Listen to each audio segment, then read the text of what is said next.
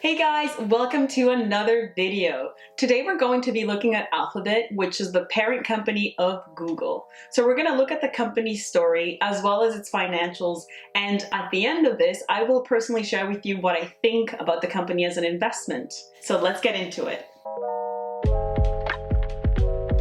Alphabet operates in the internet and the new media sector. Most notably, they own Google. They are the #1 global provider of online search, and they've reached this level of leadership thanks to their superior search algorithm. They work within the $1 trillion advertisement industry, so their total addressable market is actually huge.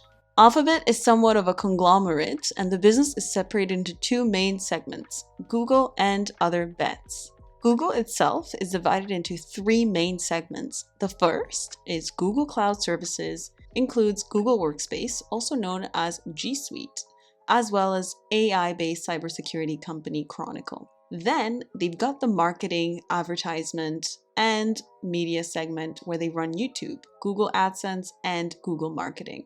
Last but not least, they have a big consumer electronics segment that incorporates Android, Google Home, Google Pixel, and Nest. So that's on the Google side. We'll go into those in more detail in a minute.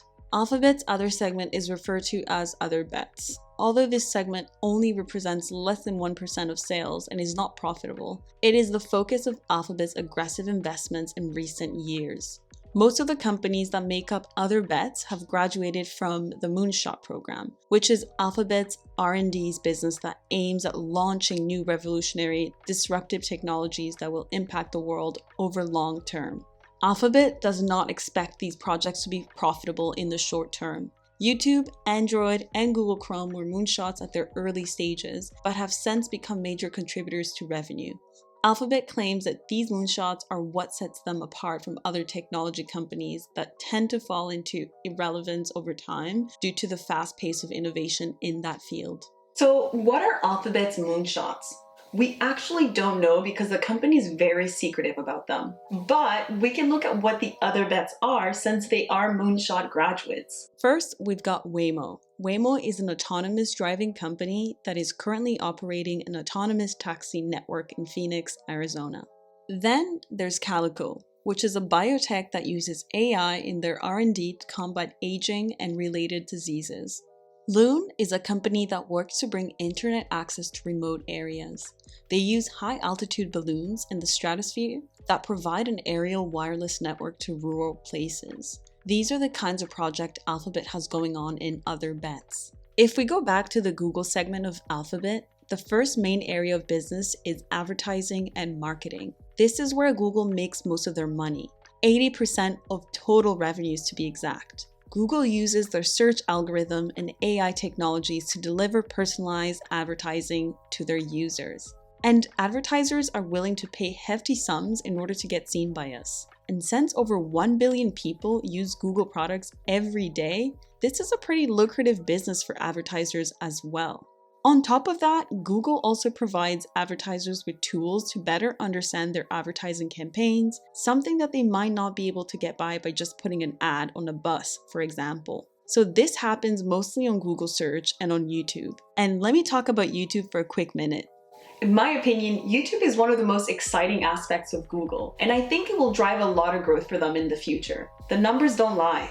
Revenue from YouTube ads went from $15.1 billion in 2019 to $19.8 billion in 2020. That's a 31% increase in the last year. In fact, I see YouTube being able to rival with Netflix, Disney+, and all the other streaming services in the long run. If you look at the trends for the past 20 years, well, people have typically left cable TV in order to get more personalized experience. For example, Netflix is 1/10 the price of cable TV, and you can watch whatever you want. They do offer a lot of choices. On the other hand, with cable, you're probably paying $100 a month in order to get 150 channels, but you'll probably end up watching 3 channels consistently. Well, with YouTube, I get the feeling that this effect is even stronger. First of all, YouTube is free, and there's an endless amount of content, and there is content for literally every type of person. You can use YouTube for a lot of of things: entertainment, advice, education, etc. And while the other platforms are having to invest billions of dollars in order to get people to create content for them that will hopefully keep viewers' attention, YouTube has millions of people doing that for them. They don't even need to factor that into their budget.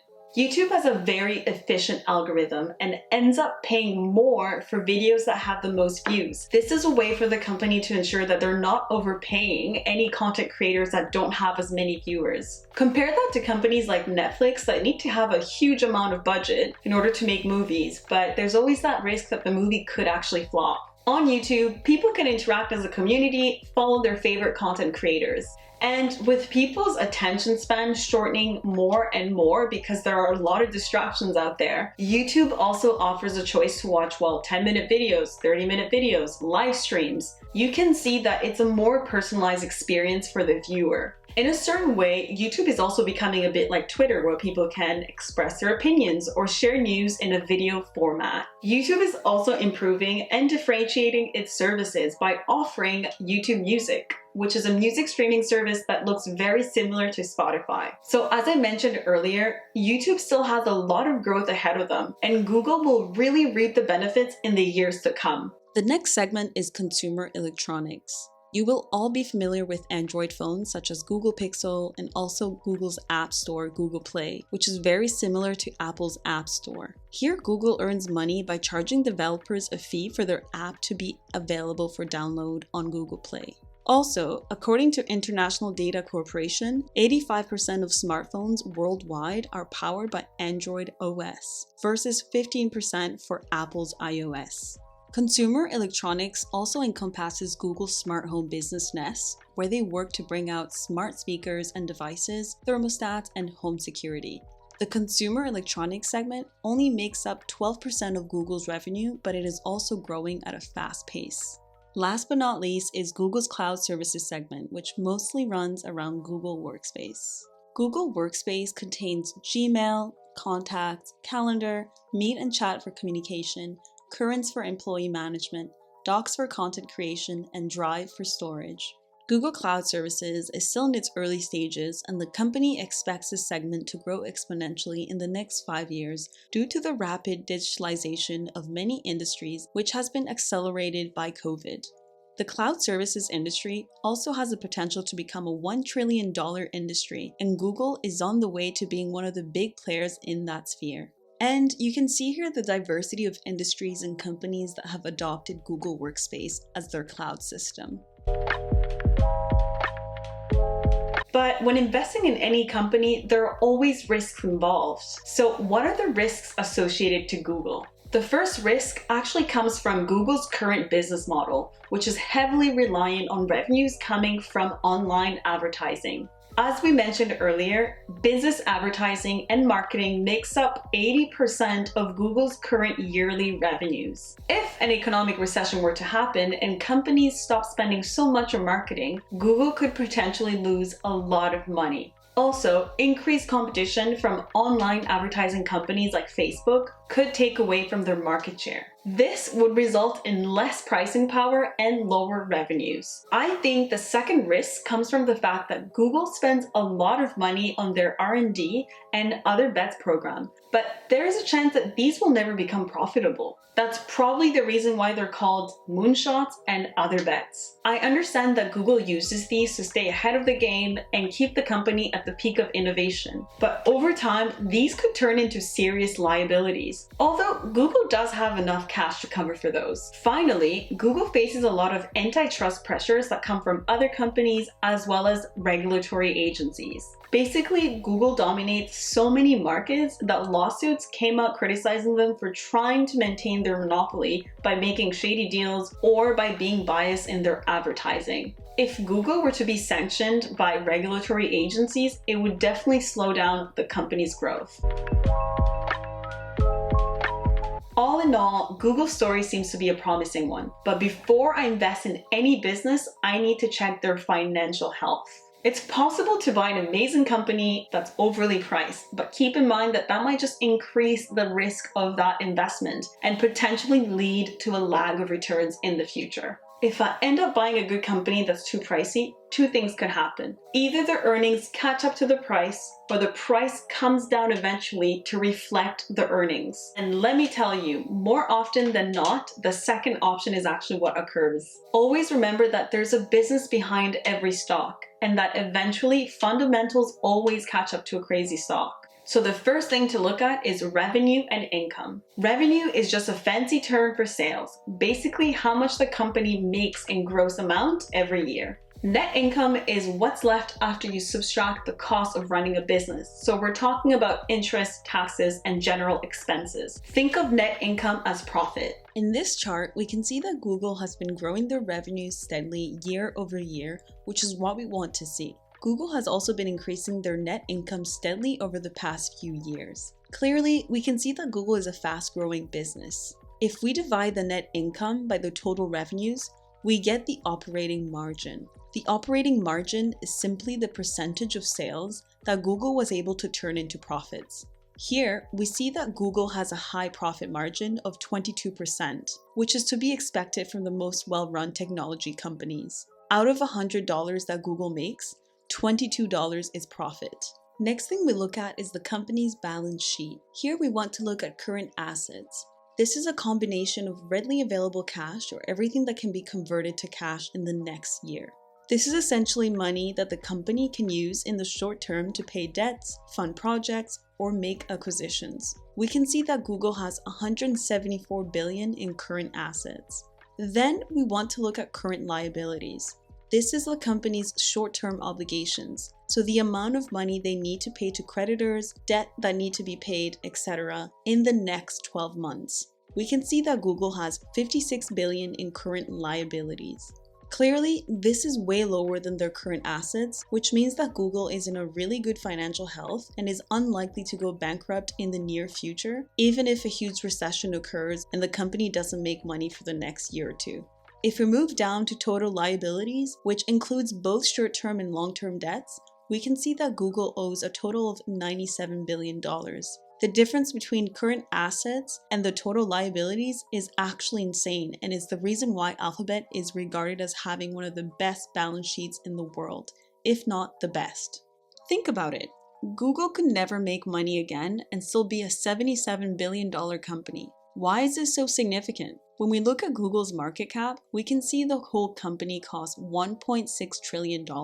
Well, because Google has $77 billion in their bank account, the company actually costs $1.52 trillion. This is because if we bought the whole company, liquidated all Google's assets, and paid down all their debts, we would still be left with $77 billion to our name. This will become important when we look at Google's valuation in a second. Due to the amazing balance sheet that they have, Google has a AA investment grade, which means that creditors are more likely to give them loans at a low interest rate. If you have a lot of money and you are going to be able to pay it back, creditors are willing to lend you money at a lower interest rate. This is because for them, there's a lower risk of losing their money by lending it to you.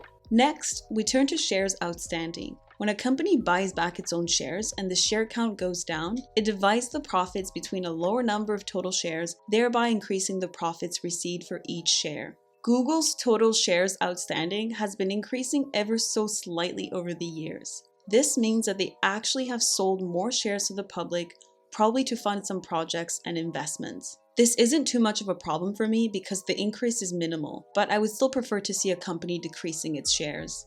The last thing we look at, and this is especially important in determining how much we want to pay for a company, is free cash flow. Free cash flow is a lot of investors' favorite metric because it's pure compared to net income or revenues. As we mentioned before, net income is easily manipulated for tax purposes or writing off bad acquisitions. This is why earnings can sometimes look weird or be negative and don't actually reflect the amount of money a company makes. Free cash flow, on the other hand, is harder to manipulate and strictly represents cash in versus cash out.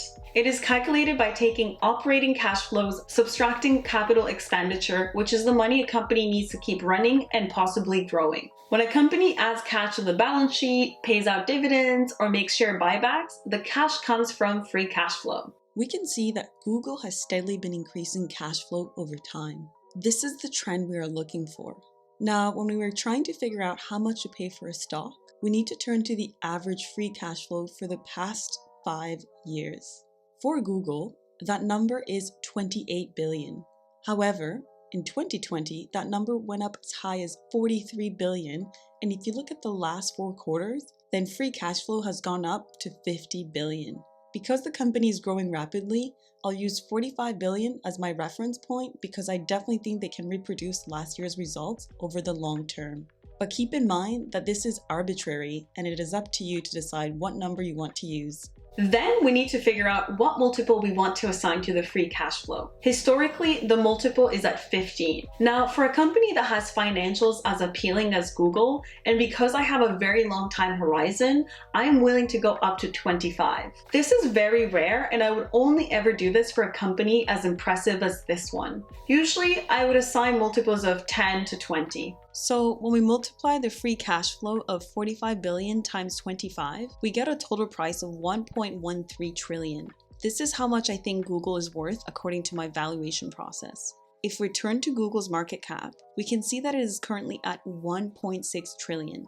But remember that when we subtract the cash on the balance sheet, the total comes down to 1.52 trillion. So according to my criteria, Google needs to come down 25% for me to start buying. That would lead the share price to be around 1800.